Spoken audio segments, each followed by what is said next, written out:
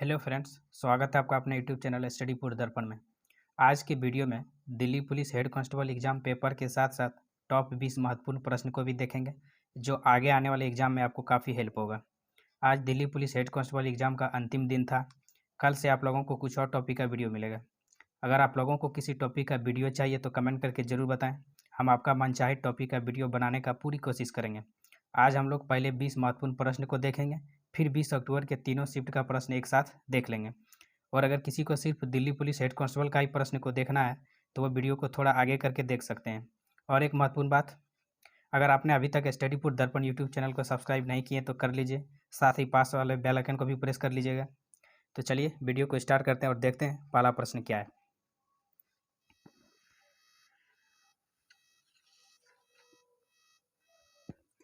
पहला प्रश्न पूछा गया है, अर्थव्यवस्था से क्या तात्पर्य है। अर्थव्यवस्था से क्या तात्पर्य है? देश के समस्त आर्थिक गतिविधियों का समन्वय, किसी देश की संपत्ति, करों से प्राप्त आय, देश का बजट। तो अर्थव्यवस्था से क्या तात्पर्य है? तो देश के समस्त आर्थिक गतिविधियों का समन्वय जो है करना अर्थव्यवस्था कहलाता है। क्या कहलाता है? देश के समस्त आर्थिक गतिविधियों का समन्वय करना अर्थव्यवस्था कहलाता है। ऑप्शन ए करेक्ट आंसर हो जाए। कुछ व्याख्या देख लेते हैं। अर्थव्यवस्था अर्थशास्त्र का व्यवहारिक पक्ष है। इसके अंतर्गत किसी क्षेत्र विशेष, देश, देशों के समूह अथवा विश्व में होने वाली समस्त आर्थिक गतिविधियों जैसे कि उत्पादन, उपभोग, विनिमय, वितरण, राजस्व आदि शामिल की जाती है। तो देश के समस्त आर्थिक गतिविधियों का समन्वय को ही अर्थव्यवस्था कहते हैं। ऑप्शन ए करेक्ट आंसर हो जाएगा। चलते हैं अगले क्वेश्चन की तरफ। अगला प्रश्न पूछा गया है, मिश्रित अर्थव्यवस्था से क्या अभिप्राय है। मिश्रित अर्थव्यवस्था से क्या अभिप्राय है? अर्थव्यवस्था में कृषि और उद्योग दोनों का सह अस्तित्व, सरकारी एवं निजी क्षेत्र का सह अस्तित्व, अमीर एवं गरीब का सह अस्तित्व, छोटे और बड़े उद्योगों का सह अस्तित्व। तो मिश्रित अर्थव्यवस्था से तात्पर्य सरकारी एवं निजी क्षेत्र का सह अस्तित्व से है। ऑप्शन बी करेक्ट आंसर हो जाएगा। कुछ व्याख्या भी देख लेते हैं। मिश्रित अर्थव्यवस्था में सरकारी एवं निजी दोनों क्षेत्र के देश के आर्थिक विकास में परस्पर सहयोगी भूमिका निभाते हैं। सरकारी क्षेत्र जहां देश के वंचित वर्ग के कल्याण के उद्देश्य से कार्य करता है, वहीं निजी क्षेत्र अधिकतम लाभ के उद्देश्य से प्रेरित करता है। और एक बात, भारत मिश्रित अर्थव्यवस्था है। भारत जो है एक मिश्रित अर्थव्यवस्था का उदाहरण है। तो इस प्रकार ऑप्शन भी करेक्ट आंसर हो जाएगा। चलते हैं अगले प्रश्न की ओर। अगला प्रश्न पूछा गया है, भारतीय अर्थव्यवस्था की क्या विशेषता है। भारतीय अर्थव्यवस्था की क्या विशेषता है? कृषि की प्रधानता, उद्योगों की प्रधानता, न्यूनतम प्रति व्यक्ति आय और बहुत बड़ा बेरोजगारी।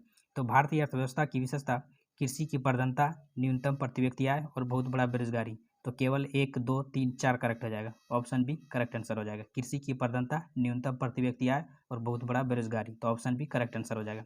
उद्योगों की प्रधानता नहीं होगा, क्योंकि भारत एक विकसित देश नहीं बल्कि विकासशील देश है, और उद्योगों की प्रधानता जो होता है वो विकसित देश के लिए होता है। तो इस प्रकार ऑप्शन बी करेक्ट आंसर हो जाएगा। चलते हैं अगले क्वेश्चन की ओर।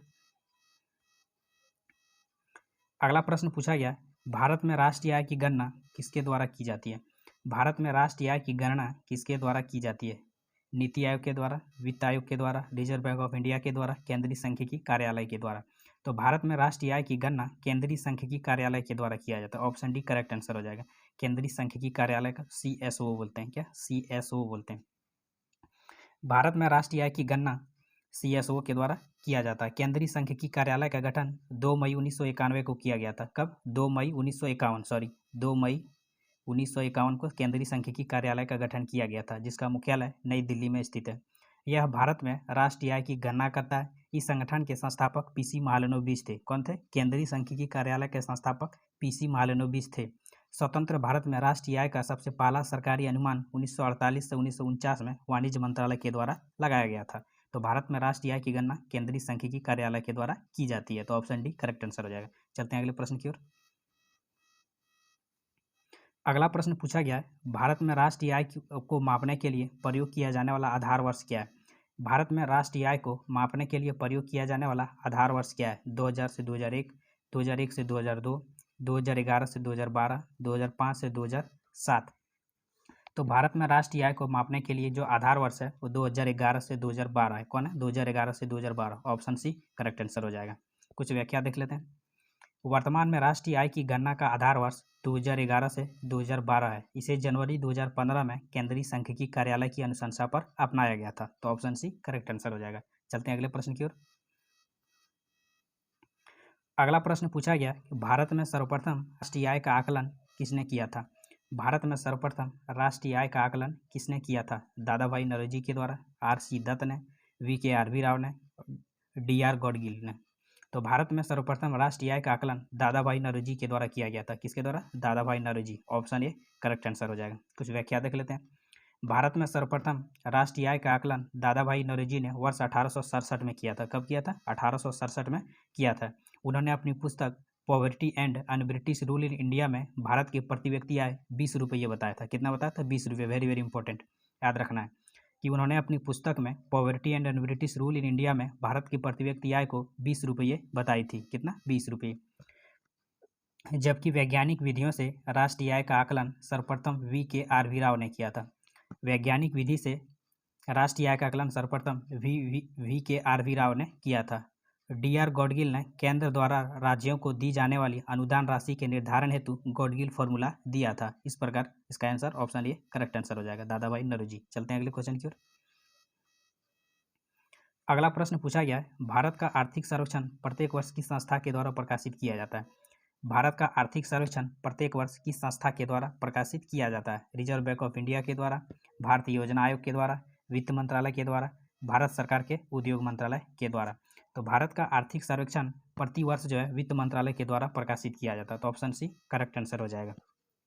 भारत के आर्थिक सर्वेक्षण का प्रकाशन प्रत्येक वर्ष भारत सरकार के वित्त मंत्रालय के आर्थिक विभाग द्वारा किया जाता है। आर्थिक सर्वेक्षण में पिछले वित्तीय वर्ष की विकास की प्रवृत्ति, योजनाओं एवं उनकी संभावित परिणामों के विवरण के साथ ही अर्थव्यवस्था के पूर्वानुमानों एवं नीतिगत स्तर की चुनौतियों से संबंधित विस्तृत सूचनाएं सम्मिलित रहती है। तो ऑप्शन सी करेक्ट आंसर हो जाएगा। चलते हैं अगले प्रश्न की ओर। अगला प्रश्न पूछा गया है, मानव विकास रिपोर्ट निम्नलिखित में से किस संस्था के द्वारा प्रकाशित की जाती है? मानव विकास रिपोर्ट निम्नलिखित में से किस संस्था के द्वारा प्रकाशित की जाती है? तो मानव विकास रिपोर्ट UNDP के द्वारा प्रकाशित किया जाता है। किसके द्वारा? UNDP। Option C correct answer हो जाएगा। यूनाइटेड नेशन डेवलपमेंट प्रोग्राम इसका पूरा नाम होता है। UNDP करेक्ट आंसर हो जाएगा। चलते हैं अगले प्रश्न की ओर। अगला प्रश्न है, आर्थिक नियोजन एक विषय है, किस सूची का विषय है? आर्थिक नियोजन किस सूची का विषय है? समवर्ती सूची, राज्य सूची, संघ सूची, उपयुक्त में से कोई नहीं। तो आर्थिक नियोजन जो है ये समवर्ती सूची का विषय है। क्यों ना? समवर्ती सूची। ऑप्शन ए करेक्ट आंसर हो जाएगा। जबकि समवर्ती सूची ये ऑस्ट्रेलिया के संविधान से ग्रहण किया गया। कहाँ? ऑस्ट्रेलिया के संविधान से समवर्ती सूची को ग्रहण किया गया। तो ऑप्शन ए करेक्ट आंसर हो जाएगा। चलते हैं अगले प्रश्न की ओर। अगला प्रश्न पूछा गया है, नेशनल प्लानिंग कमेटी का गठन किसने किया था? नेशनल प्लानिंग कमेटी का गठन किसने किया था? तो नेशनल प्लानिंग का गठन सुभाष चंद्र बोस के द्वारा किया गया था। कब? किसके द्वारा? Subhash Chandra Bose. Option A correct answer हो जाएगा। वर्ष 1938 में कितना? वर्ष 1938 में राष्ट्रीय योजना समिति का गठन सुभाष चंद्र बोस के निर्देशन में किया गया था। इस कमेटी का अध्यक्ष जवाहरलाल नेहरू थे।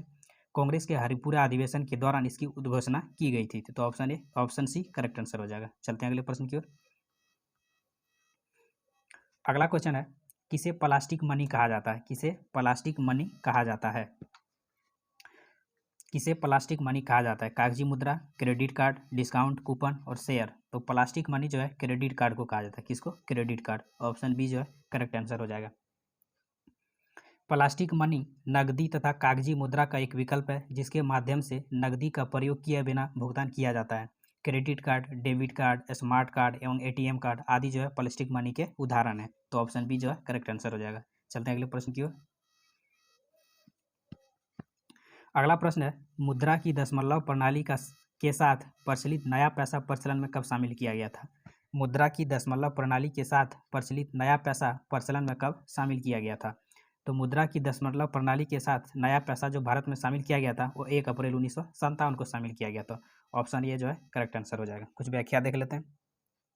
भारत में 1 अप्रैल 1957 से मुद्रा की दशमलव प्रणाली अपनाई गई। इसके अंतर्गत रुपये का मूल्य एवं नाम अपरिवर्तित रहा, परंतु इसे 100 पैसे में विभाजित कर दिया गया तथा इसके पूर्ववर्ती विभाजन 16 आना और 64 आना जैसे समाप्त कर दिए गए।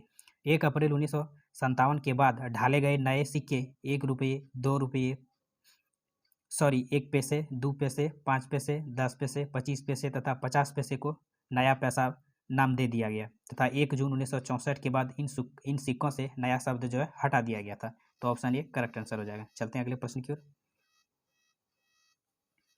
अगला प्रश्न है, निम्नलिखित में से किस भारतीय बैंक ने चीन में सबसे पहले अपनी शाखा था? Very very important question. निम्नलिखित में से किस भारतीय बैंक ने चीन में सबसे पहले अपनी शाखा स्थापित किया था? तो चीन में सबसे पहले शाखा खोलने वाला जो पहला बैंक था वो एसबीआई था। कौन था? SBI, state bank of India. Option A correct answer हो जाएगा। भारतीय स्टेट बैंक के द्वारा 2006 में शंघाई में पहला शाखा खोला गया था। तो ऑप्शन सी जो है करेक्ट आंसर हो जाएगा। चलते हैं अगले प्रश्न की ओर। अगला प्रश्न पूछा गया, किसान क्रेडिट कार्ड योजना किस वर्ष लागू की गई थी? किसान क्रेडिट कार्ड योजना किस वर्ष लागू की गई थी? तो किसान क्रेडिट योजना को 1998-99 में लागू किया गया था। कब? 1998-99। ऑप्शन ए जो है करेक्ट आंसर हो जाएगा। किसान क्रेडिट कार्ड योजना की शुरुआत अगस्त 1998 में लागू हो गई थी। यह किसानों को व्यापारिक बैंकों, सहकारी बैंकों तथा क्षेत्रीय ग्रामीण बैंकों से ऋण लेने में सुविधा प्रदान करता है। इस योजना को आरवी गुप्ता समिति की अनुशंसा के आधार पर प्रारंभ किया गया था। तो ऑप्शन ए करेक्ट आंसर हो जाएगा। चलते हैं अगले प्रश्न की ओर। अगला क्वेश्चन पूछा गया, भारत में सर्वप्रथम फसल बीमा योजना का शुभारंभ किस वर्ष किया गया था? भारत में सर्वप्रथम फसल बीमा योजना का शुभारंभ किस वर्ष किया गया था? 1945, 1980, 1985, 1988। तो भारत में सर्वप्रथम फसल बीमा योजना का शुभारंभ जो है 1985 में किया गया था। कब? 1985। ऑप्शन सी जो है करेक्ट आंसर हो जाएगा। सर्वप्रथम फसल बीमा योजना गुजरात में 1972 में, कब? गुजरात में 1972 में प्रारंभ की गई थी। इसे 1 अप्रैल 1985 से नियमित और व्यापक स्तर पर अपनाया गया, जिसे व्यापक फसल बीमा योजना का नाम दिया गया। वर्तमान में इसका स्थान जो है प्रधानमंत्री फसल बीमा योजना ने ले लिया है। अब इसका नाम बदलकर जो है प्रधानमंत्री फसल बीमा योजना कर दिया गया है। इस योजना के तहत खरीफ पर 2%, रबी फसल पर 1.5%, जबकि बागवानी फसल पर 5% की प्रीमियम राशि की भुगतान की जाती है। तो ऑप्शन सी जो है करेक्ट आंसर हो जाएगा। चलते हैं अगले प्रश्न की ओर। अगला प्रश्न पूछा गया, ऑपरेशन ग्रीन का उद्देश्य क्या है? ऑपरेशन ग्रीन का उद्देश्य क्या है? टमाटर, प्याज, आलू का मूल्य नियंत्रण, अनाजों का मूल्य नियंत्रण, दलहन का मूल्य नियंत्रण, उपयुक्त में से कोई नहीं। तो ऑपरेशन ग्रीन का जो उद्देश्य था वो टमाटर, प्याज एवं आलू के मूल्य को नियंत्रण करना। तो ऑप्शन ए करेक्ट आंसर हो जाएगा। चलते हैं अगले प्रश्न की ओर। अगला क्वेश्चन पूछा गया है, भारतीय हीरा संस्थान कहाँ स्थित है? Very very important question. भारतीय हीरा संस्थान कहाँ स्थित है? नई दिल्ली, मुंबई, सूरत, जयपुर। तो भारतीय हीरा संस्थान कहाँ स्थित है? सूरत। ऑप्शन सी करेक्ट आंसर हो जाएगा। भारतीय हीरा संस्थान की स्थापना जो है, भारतीय हीरा संस्थान की स्थापना 1978 में हुआ था। कब? 1978 में। तो भारतीय हीरा संस्थान कहाँ स्थित है? सूरत। ऑप्शन सी करेक्ट आंसर हो जाएगा। चलते हैं अगले प्रश्न की ओर।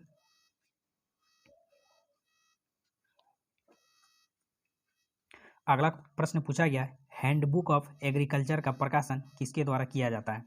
Very very important question. Handbook of agriculture का प्रकाशन किसके द्वारा किया जाता है? तो हैंडबुक ऑफ एग्रीकल्चर का प्रकाशन भारतीय कृषि अनुसंधान परिषद के द्वारा किया जाता है। किसके द्वारा? भारतीय कृषि अनुसंधान परिषद। ऑप्शन बी जो है करेक्ट आंसर हो जाएगा। व्याख्या देख लेते हैं। हैंडबुक ऑफ एग्रीकल्चर भारतीय कृषि अनुसंधान परिषद के द्वारा प्रकाशित की जाती है।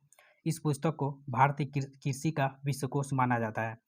इसमें भारतीय कृषि के परिवर्तनशील परिदृश्य को व्यक्त किया जाता है और इसका प्रथम प्रकाशन 1961 में हुआ था। कब हुआ था? इसका प्रथम प्रकाशन 1961 में हुआ था। तो ऑप्शन बी करेक्ट आंसर हो जाएगा। चलते हैं अगले प्रश्न की ओर। अगला प्रश्न पूछा गया है, दीर्घकालिक कृषि ऋण किस संस्था के द्वारा प्रदान किया जाता है? दीर्घकालिक कृषि ऋण किस संस्था के द्वारा प्रदान किया जाता है? तो दीर्घकालिक कृषि ऋण भूमि विकास बैंक के द्वारा प्रदान किया जाता है। तो ऑप्शन सी जो है करेक्ट आंसर हो जाएगा। भूमि विकास बैंक के द्वारा। भूमि विकास बैंक की स्थापना 1920 में हुआ था। कब? 1920। कुछ व्याख्या देख लेते हैं। भूमि विकास बैंक ग्रामीण साख की दीर्घकालिक आवश्यकता की पूर्ति करती है। इसकी स्थापना 1920 में की गई थी। भूमि विकास बैंकों को पूंजी, अंश पूंजी, जमा तथा ऋण पत्रों के निर्गमन आदि से प्राप्त होती है। भूमि विकास बैंकों का मुख्य उद्देश्य भूमि विकास, कृषि सुधार एवं कृषि उत्पादकता में से वृद्धि को प्रोत्साहित करना है। सामान्यतः दीर्घकालिक कृषि ऋण 5 वर्ष या 20 वर्ष या उससे अधिक अवधि के लिए प्रदान किया जाता है। तो ऑप्शन सी करेक्ट आंसर हो जाएगा। चलते हैं अगले प्रश्न की ओर। अगला प्रश्न पूछा गया, लघु अवधि का ऋण की अवधि कितनी होती है? लघु अवधि का ऋण की अवधि कितनी होती है? 15 महीना से कम, 2 से 5 वर्ष, 1 से 3 वर्ष, 1 से 2 माह। तो लघु अवधि का ऋण का जो अवधि होता है वो 15 माह से कम होता है। ऑप्शन ए जो है करेक्ट आंसर हो जाएगा। यह अवधि के आधार पर ऋण को 3 भागों में बांटा गया। कितने भागों में? 3 भागों में बांटा गया है। पहला जो होता है लघु अवधि का ऋण, दूसरा जो होता है मध्यम अवधि की ऋण, तीसरा जो होता है दीर्घ अवधि का ऋण।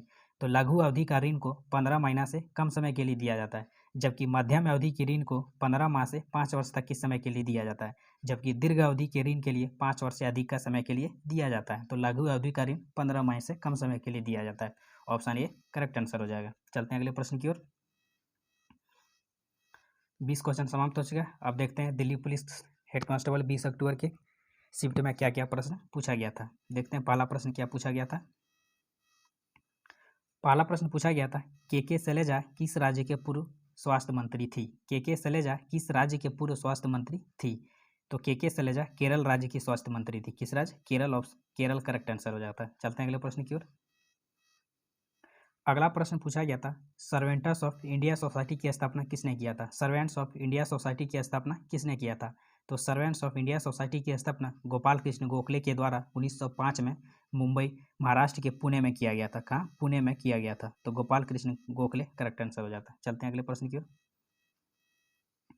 अगला क्वेश्चन पूछा गया था, हड़प्पा सभ्यता का कौन सा स्थल राजस्थान में स्थित है। हड़प्पा सभ्यता का कौन सा स्थान राजस्थान में स्थित है। तो हड़प्पा सभ्यता का कालीबंगन जो स्थान है वो राजस्थान में स्थित है। तो कालीबंगन करेक्ट आंसर हो जाता है। चलते हैं अगले प्रश्न की ओर। अगला क्वेश्चन पूछा गया था, अक्टूबर 2019 में संपन्न विश्व चैंपियनशिप में स्वर्ण पदक जीतने वाले प्रथम भारतीय पुरुष खिलाड़ी कौन बने। तो यहाँ विश्व की जगह होगा वुशु होगा, इसको सुधार लीजिएगा थोड़ा, वुशु विशु। अक्टूबर 2019 को संपन्न विश्व वुशु चैंपियनशिप में स्वर्ण पदक जीतने वाले प्रथम भारतीय पुरुष खिलाड़ी कौन बने थे। तो परवीन कुमार बने थे। कौन? परवीन कुमार करेक्ट आंसर हो जाएगा। चलते हैं अगले प्रश्न की ओर।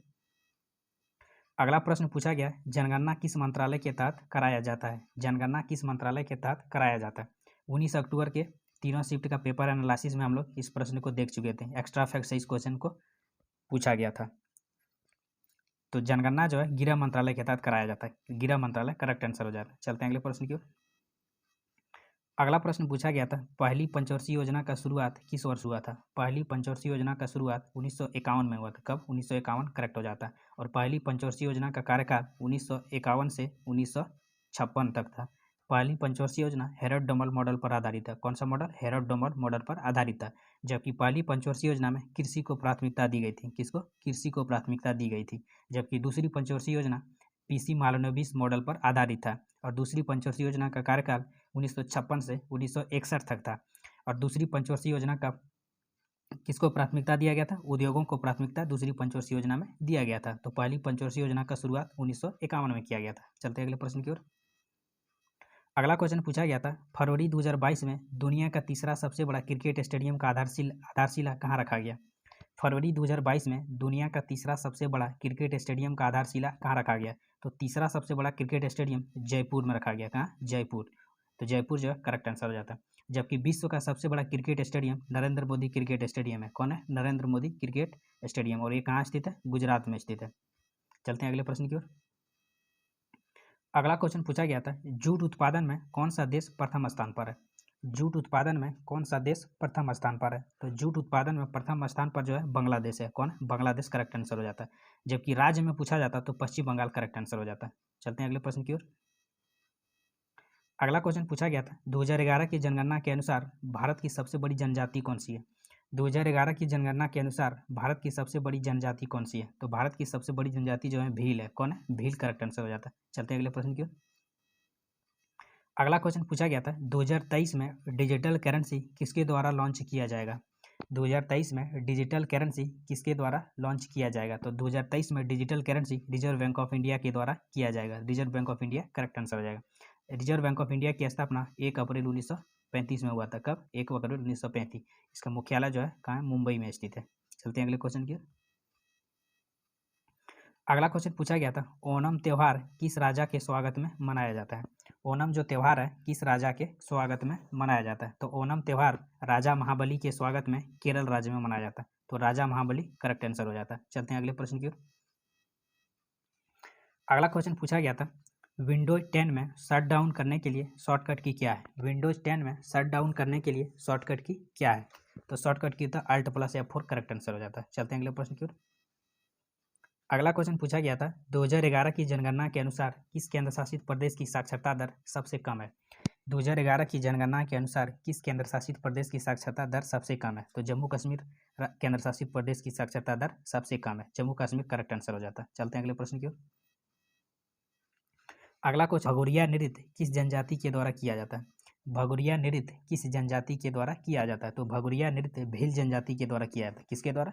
भील जनजाति। और ये जनजाति मध्य प्रदेश में पाया जाता है। कहाँ? मध्य प्रदेश। तो भील करेक्ट आंसर हो जाता है। चलते हैं अगले प्रश्न की ओर। अगला क्वेश्चन पूछा गया था, उस्ताद मंसूर किस मुगल शासक के दरबार में प्रसिद्ध चित्रकार थे?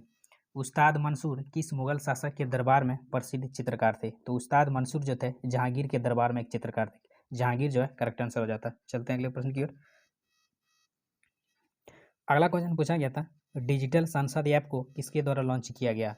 डिजिटल संसद ऐप को किसके द्वारा लॉन्च किया गया? तो डिजिटल संसद ऐप को लोकसभा के अध्यक्ष ओम बिरला जी के द्वारा लॉन्च किया गया। तो ओम बिरला करेक्ट आंसर हो जाता है। चलते हैं अगले प्रश्न की ओर। अगला क्वेश्चन पूछा गया था, 2011 की जनगणना के अनुसार भारत की साक्षरता में पुरुष और महिला साक्षरता में क्या अंतर है? 2011 की जनगणना के अनुसार भारत की साक्षरता में पुरुष एवं महिला साक्षरता में क्या अंतर है? तो भारत की साक्षरता पहले देख लेते हैं पूरा क्या है। भारत की टोटल साक्षरता दर जो है 74.04% है, जबकि पुरुष की साक्षरता दर 82.14% है, जबकि महिला की साक्षरता दर 65.46% है। तो दोनों का डिफरेंट कितना हो गया? घटा दीजिए दोनों को, 16.68 करेक्ट आंसर हो जाएगा। चलते हैं अगले प्रश्न की ओर। अगला क्वेश्चन पूछा गया था, बिलग्राम का युद्ध कब हुआ था? बिलग्राम का युद्ध कब हुआ था? तो बिलग्राम का युद्ध जो हुआ था 1540 में शेरशाह और हुमायूं के बीच हुआ था। इसके बीच शेरशाह और हुमायूं। तो 1540 करेक्ट आंसर हो जाता है। चलते हैं अगले प्रश्न की ओर। अगला क्वेश्चन पूछा गया था, सबसे कम जनसंख्या घनत्व किस केंद्र शासित प्रदेश राज्य की है? सबसे कम जनसंख्या घनत्व किस केंद्र शासित प्रदेश राज्य की है? तो सबसे कम जनसंख्या घनत्व जो है अंडमान निकोबार का। कहाँ? अंडमान निकोबार करेक्ट आंसर हो जाता है। जबकि सबसे अधिक जो है दिल्ली का है। किसका? सबसे अधिक दिल्ली केंद्र शासित प्रदेश की जनसंख्या घनत्व। और कितना है? तो 1106 है शायद, सॉरी। सबसे अधिक किसका है? दिल्ली। चलते हैं अगले प्रश्न की ओर। अगला क्वेश्चन पूछा गया था, फाइल को सेव करने के लिए शॉर्टकट की क्या है? फाइल को सेव करने के लिए शॉर्टकट की जो होता है Ctrl+S होता है। क्या होता है? Ctrl+S करेक्ट आंसर हो जाता है। चलते हैं अगले प्रश्न की ओर। अगला क्वेश्चन पूछा गया था, क्रोम ब्राउजर को किस वर्ष लॉन्च किया गया था? क्रोम ब्राउजर को किस वर्ष लॉन्च किया गया था? तो क्रोम ब्राउजर को 2 सितंबर 2008 को लॉन्च किया गया था। कब? 2 सितंबर 2008 करेक्ट आंसर हो जाता है। चलते हैं अगले क्वेश्चन की ओर। अगला क्वेश्चन पूछा गया था, मणिपुर का कौन सा त्यौहार है जो सावन के महीना में मनाया जाता है? मणिपुर का कौन सा त्यौहार है जो सावन के महीना में मनाया जाता है? तो सही आंसर हो जाता है लुई लगाई नी। लुई लगाई नी करेक्ट आंसर हो जाता है, जो सावन के महीना में मनाया जाता है। और यह जो है बीज बोने का एक त्यौहार है। चलते हैं अगले प्रश्न की ओर। अगला क्वेश्चन पूछा गया था, 500 रुपये और 1000 रुपये के नोट को कब बंद किया गया था? 500 रुपये और 1000 रुपये के नोट को कब बंद किया गया था? तो 8 नवंबर 2016 के द्वारा 8 नवंबर 2016 को मोदी जी के द्वारा यह घोषणा किया गया था। तो 8 नवंबर 2016 करेक्ट आंसर हो जाता है। चलते हैं अगले क्वेश्चन की। अगला क्वेश्चन पूछा गया था, कैबिनेट मिशन भारत कब आया था? कैबिनेट मिशन भारत कब आया था? तो कैबिनेट मिशन 1946 में भारत आया था। कब? 1946 करेक्ट आंसर हो जाता है। चलते हैं अगले क्वेश्चन की तरफ। अगला क्वेश्चन पूछा गया था, दक्ष योजना की शुरुआत कब हुआ था? दक्ष योजना की शुरुआत 7 अगस्त 2022 को किया गया था। कब? 7 अगस्त 2022 जो है करेक्ट आंसर हो जाता है। चलते हैं अगले क्वेश्चन की तरफ।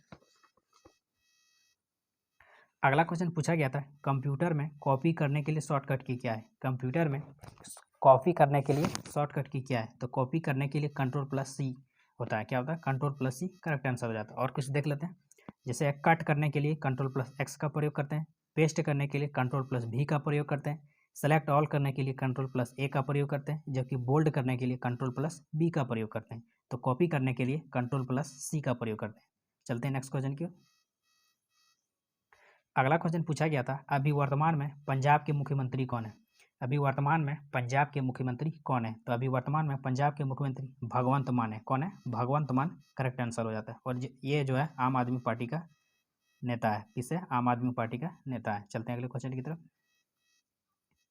अगला क्वेश्चन पूछा गया था, वन विहार नेशनल पार्क किस राज्य में स्थित है? वन विहार नेशनल पार्क किस राज्य में स्थित है? तो वन विहार नेशनल पार्क मध्य प्रदेश राज्य में स्थित है। कहाँ? Madhya Pradesh, MP correct answer हो जाता है। चलते हैं अगले प्रश्न की ओर। अगला क्वेश्चन पूछा गया था, गणतंत्र दिवस पर राष्ट्रपति को कितने तोपों की सलामी दी जाती है?